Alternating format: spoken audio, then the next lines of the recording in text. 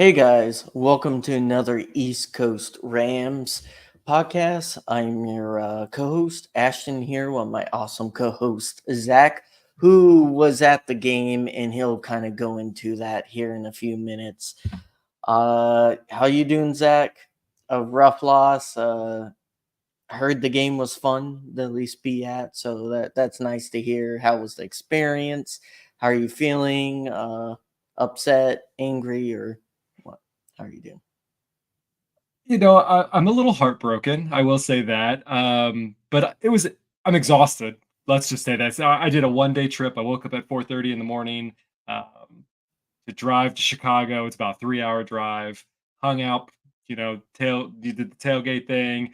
Went to the stadium, watched warm ups, had dinner, and then I left. So very long day, but it was a really fun experience. Big shout out to the Chicago Bears and their fans. Had a really great experience. Got the normal heckling, which I'm used to, but I sat next to a really nice couple. We were laughing pretty much the whole game. It was just a really fun experience. Got to meet a lot of the family of the Rams players. Um, Logan Bruss's family was there. Braden Fisk's family was there. Kyron's family was there. Got to meet them all. Let's see who else did. Cardi's dad. He was really cool. I got to talk to him before the game and after the game. Really cool to talk to. But they had a really huge Rams fan or family presence there. Kobe Parkinson's family was there. Troy Reader's family was there. Got to see Kelly Stafford. So like I got to see a lot of the family up close. Not as many of the players, but it was still really cool experience. Got to play catch with Kyron. That was fun. Something that you see them do those in the promo videos, but never actually. But I got to do it, so it was really cool. That was the highlight. So even though we lost, I had some really good experiences um, at the Bear Stadium. Plus, it's a really cool stadium just in general. Soldier Field is just that really cool, really cool stadium. Hmm. So Yeah. it was cool to watch. Before we continue, guys, if you Go yeah, ahead, promote us. just before we continue, please like and subscribe, guys, and if you're in the live chat here, feel free to jump in and kind of like ask us questions, and we'll bring it up and like make that part of dialogue. But continue, Zach. What other cool things did you get do? I know you mentioned Kelly Stafford, tossing with Kyron. Yeah, yeah. I mean, I got to join up with a lot of the Rams community. I got to, just so many cool people. Obviously, got to meet Dak. Got to get up with Dak again. Super cool guy. I've seen him now twice. John from Canada. I got to meet Alexis finally with the Downtown Rams. So it was just a good old meetup of really great people. Really, really fun. But like, even though this game was rough, maybe to watch, it was really good to watch it in person. You got to see, kind of the mannerisms and things like that. So when we kind of break down this game a little bit, I kind of want to tell you guys how I saw it from what I saw the coaches and the players do after these games. Because some of these things I don't really think they get highlighted as much as they do when you watch it in person. But overall, great experience. Disappointed in the loss. My wife tells me I'm banned from going to any, Rams games in the future just because I'm a bad luck, apparently. Um, you probably don't want to know my record, but it's not great. So I'm not defeated. There are some wins in there, but it's not many. So, um, but with that, let's probably before we dive into let's just dive into the game. How about that? We'll just dive into the game. What Yeah. Well, I where mean, do it was you a want to twenty start? twenty. I mean, 24-18 loss. It was a close game. This game was never out of reach for the Rams. It maybe felt that way towards the end of the fourth when we just really weren't doing a whole lot. But really, it was our game to lose. We got to the red zone 4 times. We only Yep. got broke through once. that is a recipe for disaster if you cannot convert those red zones. You can't go 1-4 and expect to win the game. We should have been up 14-0 at this game. This game should have been a blowout from the start, but we just could not be efficient in that red zone. Hmm. Yeah, and to kind of agree with you, I feel like this is kind of a little bit of a continuation of last year. We had a really hard time scoring in the red zone when it comes to passing touchdowns. It was almost entirely on the ground.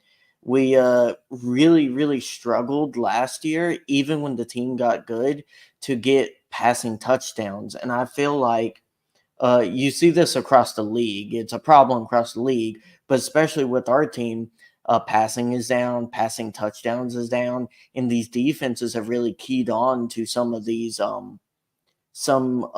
concepts, especially play action wise, which a lot of our system utilizes. And our offense is a rule breaking offense, and what that basically means is on defense you have a certain set of rules, like a linebacker has to come down if a motion goes a certain direction, or he has to go back out in coverage. And the whole point is we have two different route concepts to kind of cause that linebacker to be in conflict, to either hesitate and you get advantage from the hesitation, or make the wrong choice, which you get even more bonus. You get busted coverages and stuff like that. So a lot of our offense is built around breaking the defense that we're going against. And a problem with that is we have a lot of backup wide receivers. We have a lot of guys who are capable, but still not to level of Puka or not to level of Cup. So they can key in on more like offensive runs and stuff like that, especially in the red zone, which I feel like we didn't have a trouble moving the ball until we got to the red zone, and it was just a brick wall, and we couldn't score, and we settled for touchdowns, which you got to do in this situation, and it kept us in the game. It just, when it came down to drive the ball down the field, the last drive, you know, Yeah, I mean, Stafford got hit. It should have got been a penalty, and they didn't call it. So yeah, I mean, I'll get it. I've been watching that replay a couple times. I mean, it was pretty close. I mean, he was kind of in middle of throwing when he was hit. So, it was going to be a close call either way. But let's talk, like you brought up that whole like getting to the red zone. The Rams had no problem getting there. The first time they got the ball, 68 yards, got got held to a mhm. field goal. Then went 56 yards, went to a field goal. The next time it's the fumble, we'll get to that. Then the next time they drove 45 yards and we had the missed field goal.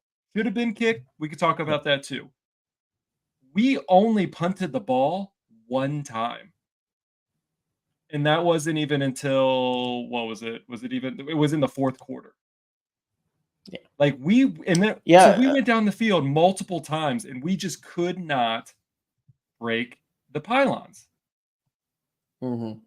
And it felt like on defense and offense, like we were controlling this game for the first 10 minutes very nicely. And it just felt like we were lacking that big play to go up Yeah. like early. And this is a type of team with our current like personnel, like guys, we don't have that high end personnel. So being able to do those big play comebacks, like that's not going to be easy without Puka or without Cup. And Yeah. we Especially if you just don't had have to someone go who can up be double early. teamed.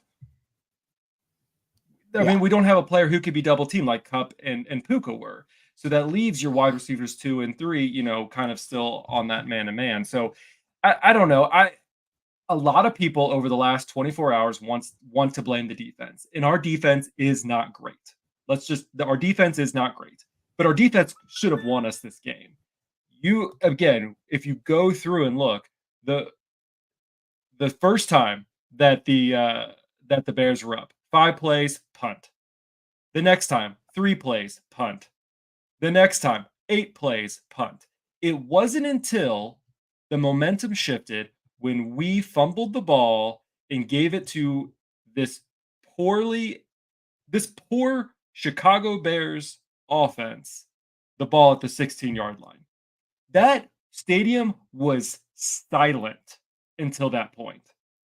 I have not like even the whole game, the atmosphere was kind of weird. Like it's probably the quietest stadium I've ever been at. Even at the end when they won, like it was quiet. Like everyone was pretty much sitting the entire time. I think I sat for a whole 5 minutes of the game.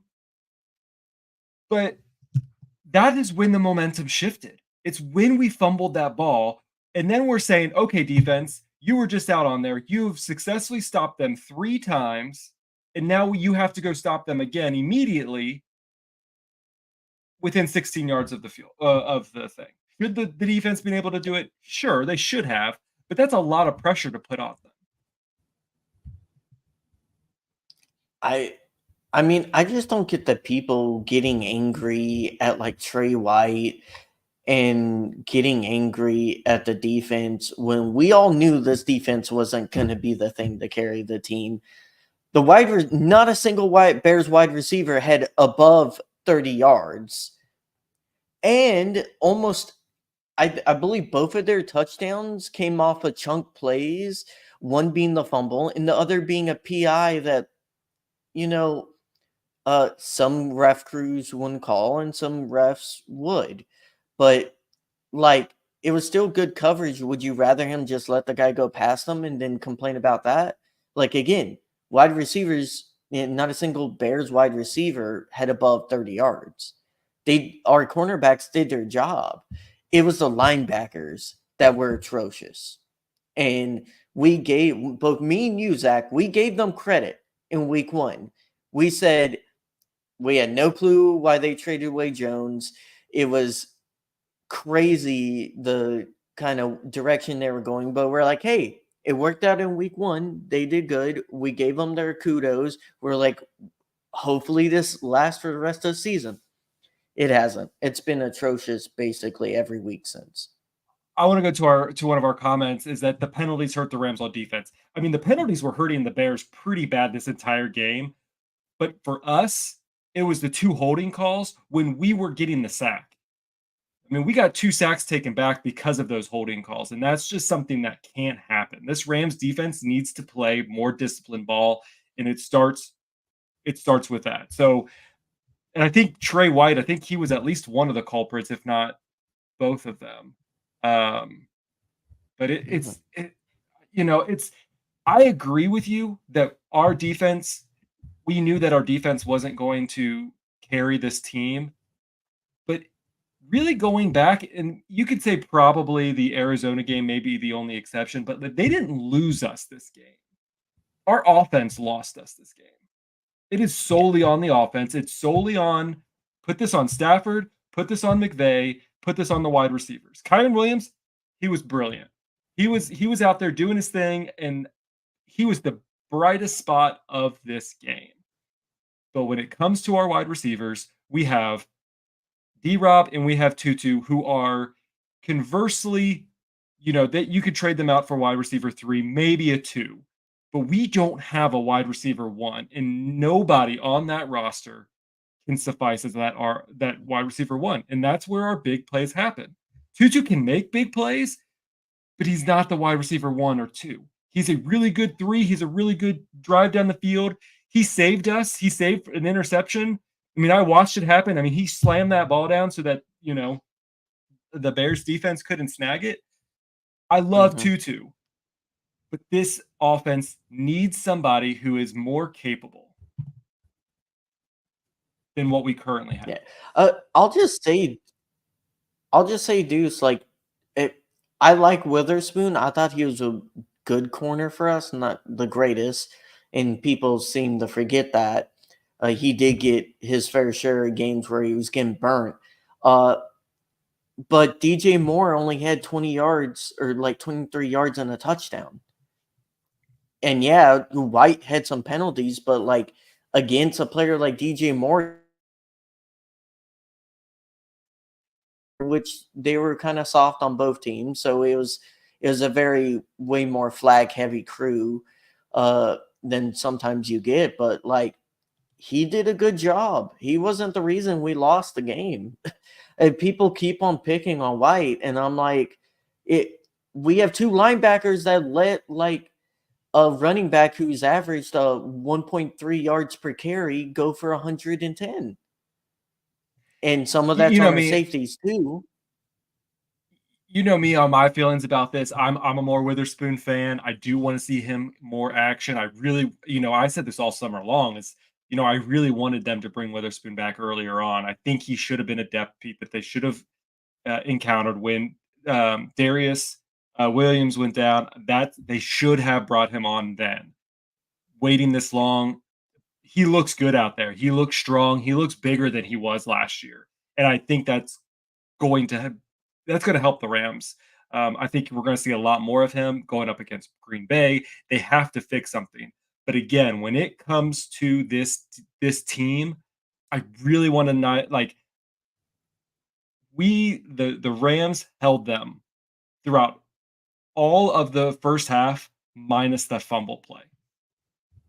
And I think that deserves credit. And they've been doing really well in the second half of most games.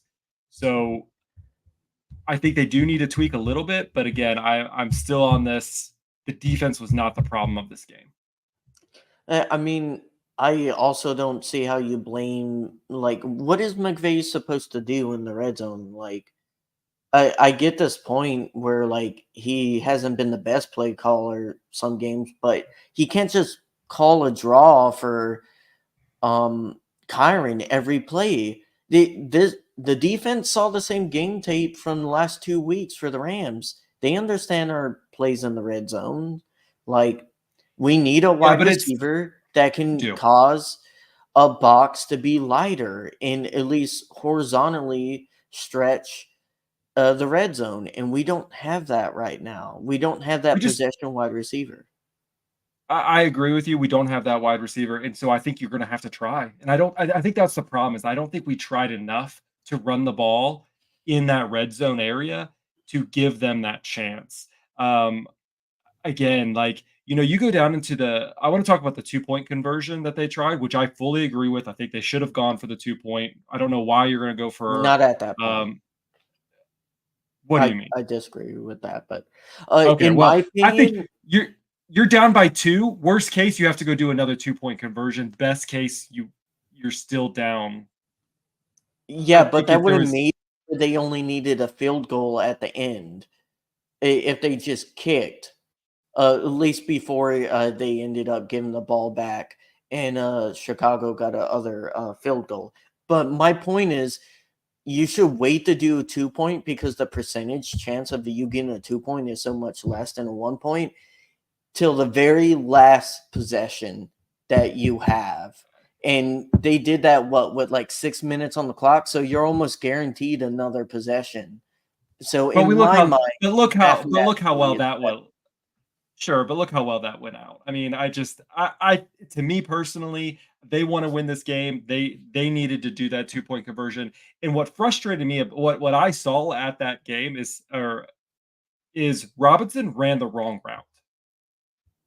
And I saw McVay, like, I watched him, I looked at him on the sideline, and he looked at Robinson, and he was like, "You went the wrong route. That wasn't the route you were supposed to go. You were supposed to cut in." And instead he went Mhm. out. And so, like, you just watch that and you're just like, "Urgh." It's so frustrating when you're like, you are right now our wide receiver one. I mean, we don't have one. So D-Rob, you're our qualified wide receiver one, and he's making these plays. I mean, you saw Tyler Johnson. Stafford was trying to throw the ball to him, and he wasn't even turned around quick enough to see the ball. Now you could say could it, but like that's your job. You're supposed to make sure you're aware of what your quarterback needs, and he wasn't there. Tutu, I think, um, was the most helpful on this team. I think he had a really good game. He got the long distance Whittington PI too. call, Whittington too, but really Tutu took this on his own. And as a player who is undersized and who, has constantly been that known as that undersized character, he played, I think, the best as far as the wide Mhm. receivers go. Making the long plays, being able to, again, to have that mindset of this, I can't catch this ball. I think someone else behind me is going to do it and slap the ball down. The awareness of doing that, that's a Cooper Cup move. I mean, you see that instantaneous knowledge. Like you watch these games, you don't see that very often. So kudos to Tutu Atwell for that. I thought he played really well. Like you said, Whittington, I think he played really well too. Um, but if I had to highlight someone really on the wide receiver team, it's going to be Tutu. He's the faster one. He can get wide open. I wanted to see a more deep shot. Let him try to score that touchdown because I think that's what the Rams. Yeah, but you can't have him doing deep shots if he's having to do crossers over the middle. Like that's you can't have both, and that's why I think what Whittington did, kind of doing underneath stuff, was very impressive because he got good yards after the catch. That's what we need. I feel like he's been slower than Puka. Just I think he's learning the system a little bit slower than Puka did, and I think people need to be patient. But I think Whittington has some really big potential to be our wide receiver one while Cup and Puka are out. I really do. I like Tutu. I feel like he's been underutilized in the offense. Like I agree with you. He needs to have more deep shots. Our offense just can't do that right now because of lack of targets underneath. Yeah, I mean, I would have loved it. I mean, we had Tutu and we have Demarcus Robinson. Like, I wanted to see some jet sweeps. Like, give us something out there to mix it up a little bit. Like, just try something. But again, we were moving the ball really well. It was just trying to figure out how to nail it into the end zone. So, looking at the stats, just going at Tutu, he was 4 for 82. Um, he averaged 20 yards per reception. His long was 25. George Whittington had 6 receptions, 62 yards, averaging Mm. 10 yards, and 16 was his long. Demarcus Robinson, again, we actually had, long passes. Demarcus had 2 for 37, averaging 18.7. Like we didn't, we were averaging 11.2 per throw. So not bad at all. Um, but it's how you No, finish the no, game. yeah, and it's how you finish drives on the red zone, and we talked about that. Yeah, Deuce. Parkinson had a solid game. I think he's very similar to Higby. He's a decent blocker. He had a really bad block this game that I believe turned into a sack. If Uh, I'm it was remembering correctly. I believe the fumble, Fumble. The that Stafford fumble, had. he It was him and Whittington were blocking Sweat, and Sweat got through them both. that's not a good idea. That's you don't you yeah. No. You don't want your tight end and a wide receiver 5 blocking a premier pass rusher. That's I not a know. great. And I saw Parkinson like after the game, like he was pretty close to me, and like that dude is, I mean, he's a big dude. Um, but yeah, I agree. Like he's a premier. Like you should have had somebody else. Um, Ray, thank you for the kind words. We really appreciate it. Again, anybody who's watching, please feel free to join in um, and comment. Give us your thoughts. We would love to display those out for you guys.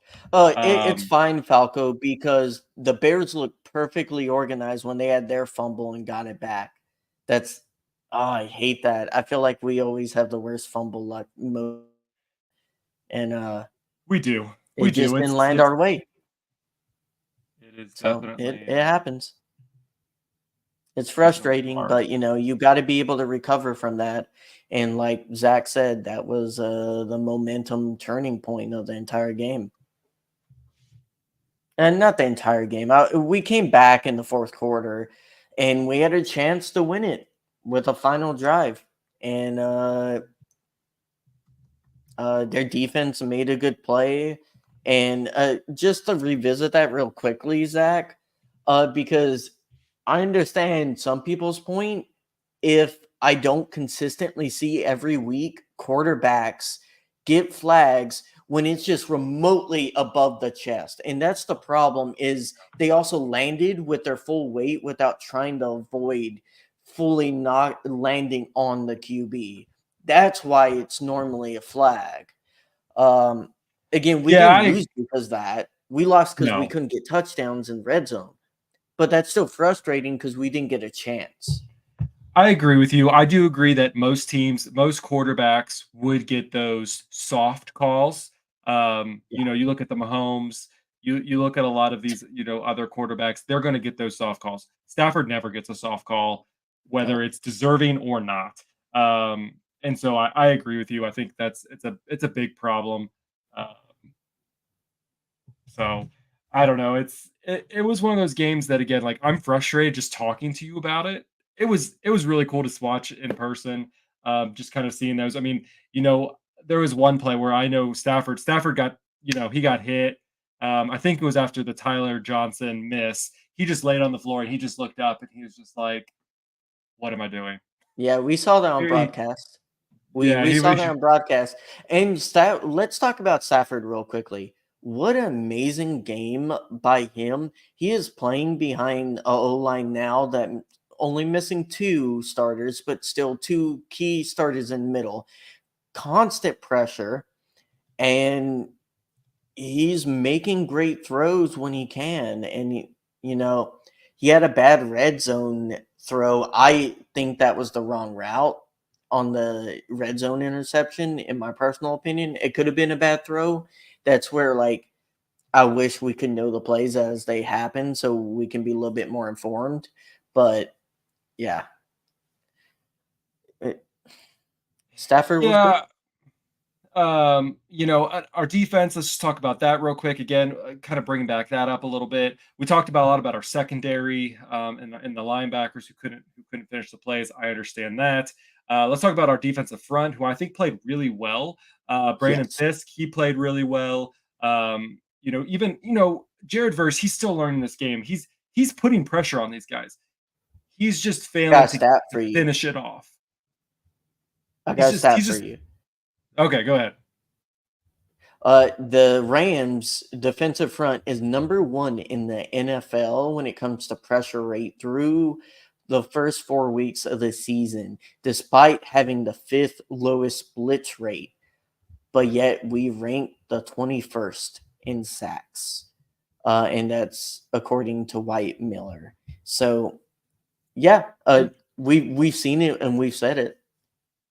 And we know, like, Ray, like, he is a monster. Like, I watched him and BY warm up, and number one, I just want to say BY is a freaking beast. I mean, that dude is jacked. He's huge. Like, man, don't want to go up against him ever. Um, but like Jared versus he's gonna get there, and he's gonna get there more often than Oh yeah. not once he starts developing. And again, sometimes I think he's too fast. He's too fast, and I think sometimes just a slight adjustment can throw him off. But he's gonna get there. Brandon Fisk, he got a sack, so that was good for him. I think our defensive front is actually doing really well. I think Kobe Turner, I think unfortunately he was kind of one of the not as impactful players this team. I think he kind of ranked as far as the bottom of the is that right? No, he did not. Never mind. That was not the list that I was going with. But he played all right. Sorry, I'm just going through my notes, um but yeah, Uh, we got I to figure think something we're out. still missing that big body kind of run stuffer.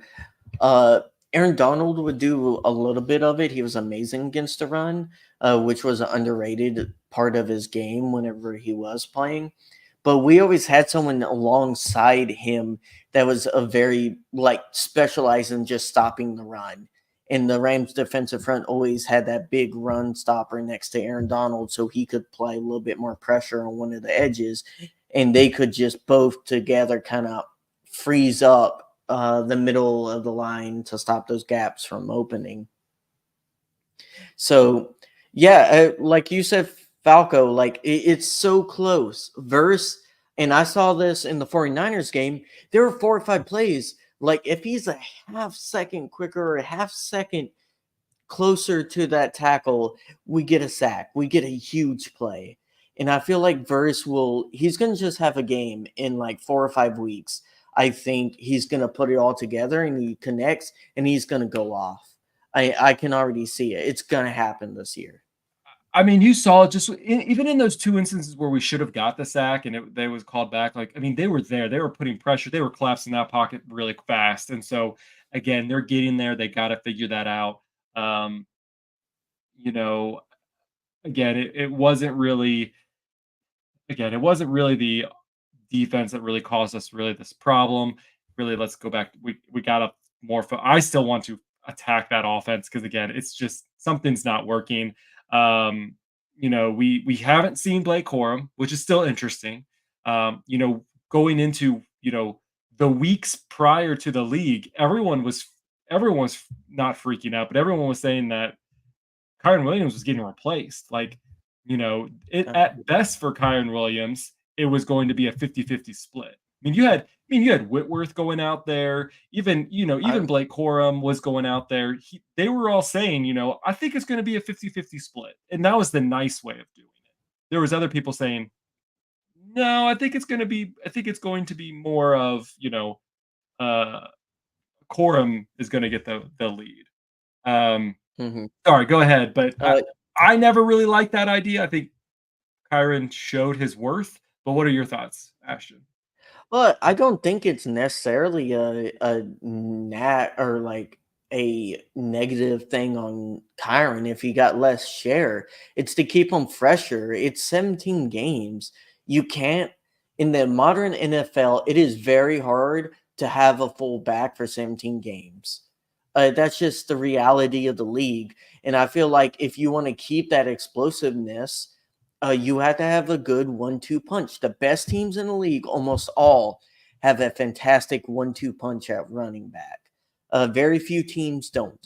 And I feel like Corm was a part to bring that balance. And honestly, having these issues at wide receiver, better split if the O line didn't go through the injuries it did. Because I feel like the run game is a little bit more connected when it comes to the line uh, staying healthy and playing with each other. Yeah, I mean, I don't disagree with you, but also at the same time, like, I don't. Maybe Blake Corum's not there ready to play in the pass protection game. I don't know because they've been bringing Ronnie Rivers out, and again, Ronnie Rivers isn't. He's staying there too. Like he's not doing horrible. He's pass protecting. He's making the runs. I mean, he's averaging just slightly less per yard or per run than Kyron is. And so like the Rams, I don't think they have a problem where they have the backs. I think they have a triple headed monster really on this team. But this is Kyron's show right now. He hasn't shown that he is untrustworthy. You saw for I think one series, um, Ronnie in there, and everyone's always confused, like, why are they like, is something wrong with Kyron? And no, he's just taking a break. And Ronnie does just as well, it seems, as Kyron does. So it's just fascinating, and really would love to know in Sean McVay's mind why Blake Corum isn't out there. No, I think it's pretty clear. We've seen throughout McVay's career, he does not trust rookies. He very rarely does. And last year has been an anomaly year where he trusted a rookie majorly because he was forced to, because of injuries. And Puka happened to be a crazy. So, yeah, I just think that's a McVay thing, a McVayism. Yeah. Some other things, going through this week again. I keep saying like the defense isn't the why the Rams are losing. I get that. I keep saying that. But some more terrible stats, I guess, for the Rams is through week 4, the Rams have only rushed a total of 353 yards. Do you want to know how many yards the Rams have given up in rushing? 662. Again, I don't think that's the reason why the Rams are losing. Um, but it is a big note to have. Um, so I mean, I mean the and if you the think about it, if Swift isn't popping off this game, uh, I don't even think the Bears can throw it as well as they did. Like almost all their successful throws were to Swift. I mean, yeah, He had the I mean most it, receiving yards. he did, and a lot of those were just short. I mean, I keep saying like Caleb Williams isn't the best quarterback in the league. Like I don't think he's great. Wouldn't put him in the top 15 at this point. Like all of the yards that on his stats are all yak yards. They were all short passes. That nothing impressed me about Caleb Williams in this game, not at all. Um, he was 17 for 23, 157 yards. We contained, the air throw. It was the rushing where we got hit with 131 total rushing yards. Um, it is what it is. But I hold on, I did want to pull up. I did have some other stats too. Um, Rams defense, as they're ranked, they're 31st in total yards allowed.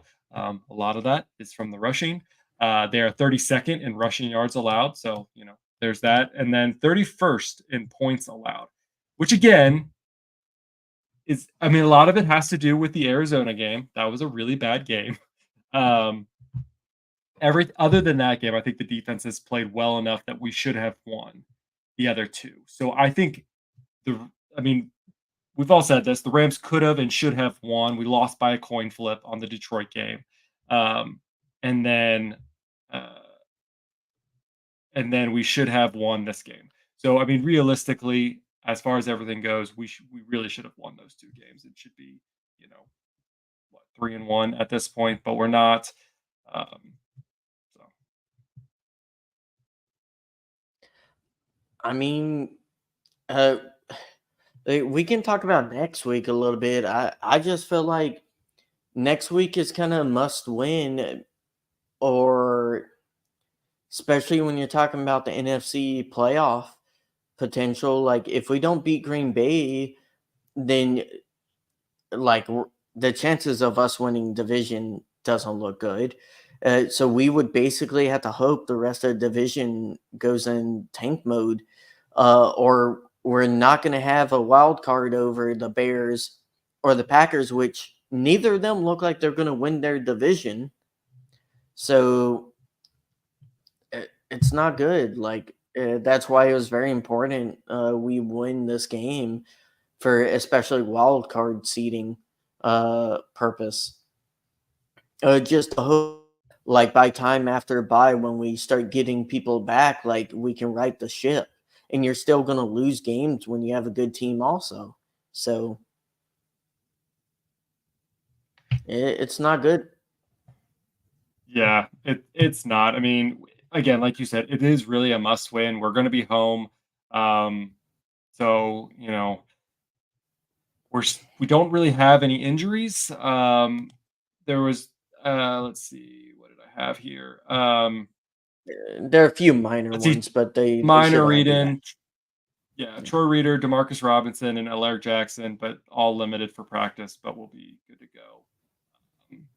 So no real key injuries, but again, if we can't get that offense running, if we can't get a wide receiver to go down the field to be able to make these red zone plays, we're done. We're dead in the water. And John McVay is going to have to be creative. He has a creative mind. He is one of the best coaches in this league, and we need him to take it one step further. Um, we just have to. We just have to take it one step further and be able to come up with those creative plays, and really just be able to execute in that red zone area. I mean, I don't care if we have to pound the rock every single time in the red zone. Do what you have to do, to get it in there. Mhm. Uh, yeah, again, like teams already know like our only way of scoring right now is Kyron, so they're going to be expecting that. And as much as we want to say like just run it every time until it goes in, it just doesn't work like that in the NFL. Just doesn't. But it's been working fine. I mean, it's been working pretty well for the Rams. I mean, shoot, I mean, Kyron's on, has had a consecutive touchdown in 7 games. I mean, he had Yeah, two you can do that for a runs and touchdown. 2 runs and a carry. Like let's do something. But we got to figure it out, and we got to figure out faster. The Rams season is pretty much over, which I unfortunately we don't love to hear. I'm usually the optimistic Yeah. person here, but after the bye, our season does not get easy. No. I'm just saying, like, you can't expect your running back to score 3 touchdowns a week. Like, that's you're not gonna sustain that. He can't be the Hey, only one scoring touchdowns. in Kyron Williams, I trust. In Kyron Williams, I trust. And if he does, like, that's still only 21 points. And our defense has kind of struggled to keep people under 20 points, Zach, if you haven't noticed. Well, if we would stop turning over the ball and just hold the ball longer on the offense, maybe we can do something. But Yeah. it is what it is. The only other news that we have is we do have some good news. Is that Sean McBlay does plan to start uh, Darius Williams and Laurel Murchison on their 21-day practice window. That's nice. So we should be able to hopefully Yeah. see them after the bye. But the Rams really need to get to 2-3 before the bye. Really, that's if we want to have any chance, that's what we're going to need to do. But again, like I said, after that, we kind of have a tough sled a little bit because we have to get through the Raiders, the Vikings, and the Seahawks. Um, that's gonna be a tough hill to get back on track after that. Yep. Yep. So there's that. But the positive thing, let's just end this pod with a positive. This is a team that realistically could be 3-1 with all the injuries. If we get all the people back, if we can win one more game until the bye, and come out of the stretch, and you tell people like, hey, you're gonna lose like half your offense, and your defense is gonna struggle early on, and you tell someone, would you take the 2 wins and 3 losses? Yes, in a heartbeat. So we're competitive outside of the Arizona game. You can't really ask for more. Yep. Yep. We Um, look better than the Patriots, and we are missing half of our offense. yeah. Well, we'll see them in a few, in a month and a half. So, all right. Anything else you want to say before we wrap this episode up? No. All Nope, right. Well, man. I want to. Just oh Yeah. Well, I just want to thank everybody for who joined us on this live edition. I want to thank the Bears fans again for being such gracious hosts while me and the rest of the Ram fandom was there. Um, we had a really good time. So kudos to you. Good job on the win. But yeah, let's family, we're on this together. We will be back at this again next week to give you our thoughts after the Green Bay game. Please make sure that you are following us, youtube.com/ at East Coast Rams. Please make sure you're subscribing, liking. Please leave in the comments below. What do you guys think about this Bears game? How do you think the Rams are doing? Do you think that we can recover this season before we get to the bye? Uh, let's hope so. Make sure you follow us on X at East Coast Rams. You can find me at Zach Mayer. You can find Ashton at Ramfan Ashton1. You can find us on Instagram and Threads. We are at East Coast Rams Pod. So be sure to follow us on all the socials. Ashton, any final words before we wrap up? no. Again, just to reiterate, guys, like, the season's not over. We still have a chance, but this team has to. We really can't drop another game because that's digging yourself in a hole that very few teams ever make it out of, if any, even if they're one of the best teams.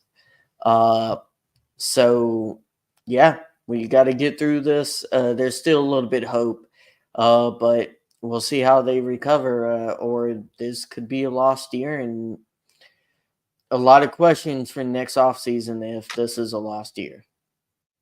Yeah. Yes, definitely a lot to consider going after this year. Kind of changes the whole dynamic of the Rams moving forward for 2025 and 2026. But we're not there yet. We're not there yet. We got Green Bay next week. You got to see us again next week. So with that, we will leave you, and as we always leave you guys with, whose house? Rams house.